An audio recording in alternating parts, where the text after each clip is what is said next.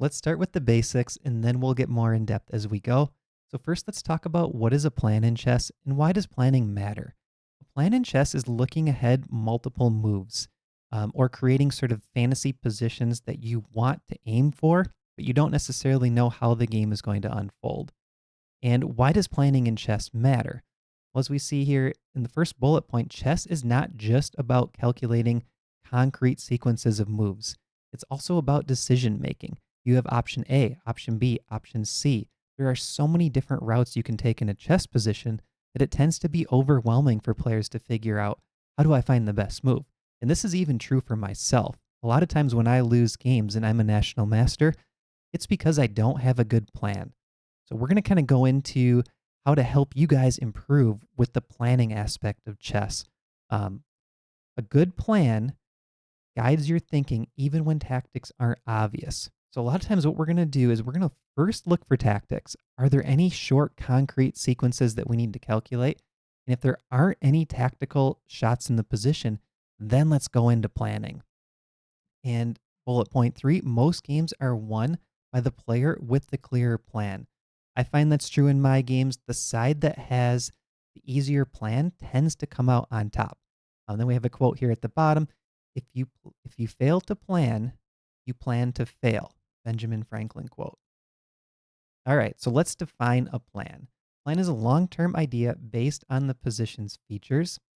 It involves goals, which in chess can be control of the open file, improving a piece, maybe grabbing some extra space, targeting a weakness, and then you have to figure out methods to reach that plan. So it's not just what's the very next move, it has to be connected with some sort of purpose. I like to think of this in terms of going to the grocery store. If I just go to the grocery store on my own, chances are I'm going to go when I'm hungry. I'm not going to have a list ready to go and I will end up coming home with a frozen pizza for dinner and Oreos for dessert. Now, there's nothing wrong with a frozen pizza and Oreos every so often, but if I go grocery shopping with my wife, she's going to have a couple meals ready to go that she found in a cookbook or on a blog somewhere or a recipe database. She will write down all the ingredients and she will know exactly which stores have which ingredients, come home, cook delicious, healthy meals. So it's very valuable to have that plan in advance. This is especially true when you're playing players that aren't just going to make blunders um, because they can't figure out what to move. So, for example, if you're below 1100, you might find that your opponents kind of just make blunders on their own, and you don't really have to plan. You can just clean up them with tactics, win the pieces, go on to convert. But as you get past that 1100 level, you really want to have a plan. And that's what this course is designed for players from 1100 up to 17 or 1800. So, an example of a plan is maybe you place a rook on the open file, right? First, get your rook on the open file, and then you move it up to the seventh rank, and then you double your rooks on the seventh rank. That's a simple example of a plan, right? You have a plan for those rooks. How can you improve them in the position? Next slide is a bad plan is actually better than no plan at all. So you want to avoid just playing these random good looking moves. They can be dangerous. And I actually think the advice of improve your worst piece can sometimes hurt players if they rely on that too often. So a lot of times I find players just give up on going for a plan and they'll say, oh, let's just improve the worst piece. That's a little bit of a cop out. You want to really figure out a plan first. Your plan can include improving your worst piece, but it's pretty rare that a position just calls for doing nothing. So if you have time, try to find a plan. And if it ends up being a bad plan, learn from it, and you can use that knowledge for the next time you build a plan. So a plan creates consistency, making your position easier to play.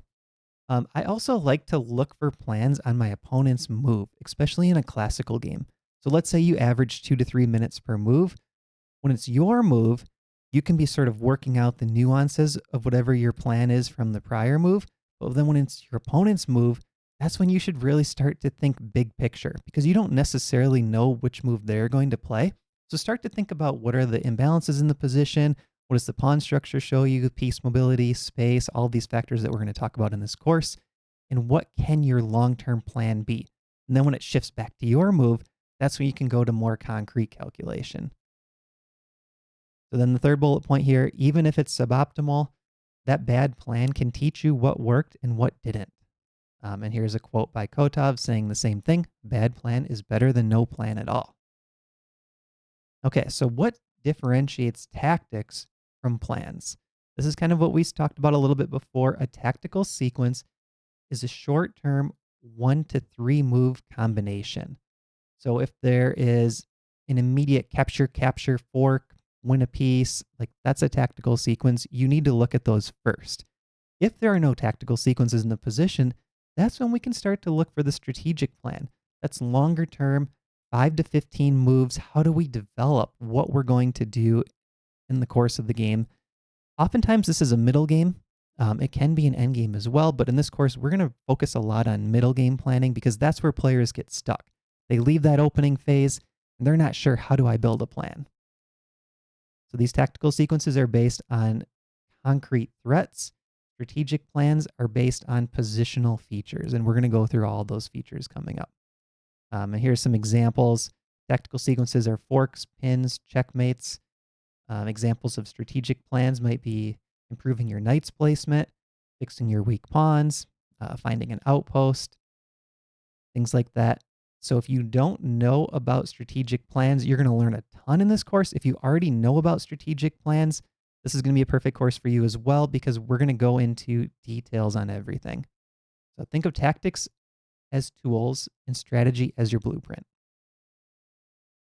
And now let's go through kind of a sample planning checklist. These are some things that you can look at every time it's your move, and we're going to go into these in detail. So don't worry if this feels overwhelming at this point. We're going to talk about pawn structure. We're going to talk about king safety, the activity of your pieces, how many squares they control, what they attack, what they defend. This is the simple one, material imbalances. This is the first thing that we're taught in chess. That's just sort of, how many points are the pieces worth? Am I up one pawn? Am I up a pawn for a knight? Is it a knight and a pawn for a rook? And then we're going to talk about weak squares and files and evaluating your plans in combination with the opponent's ideas. So that's where it's getting a little bit more complicated than just finding a plan on your own. So planning is diagnosing the position and choosing the right tools. So I hope you guys are ready for some fun. This is going to be an outstanding course teaching how to plan above and beyond just those immediate concrete tactics. So next we're going to go into a few examples of sort of simple plans working out of the opening.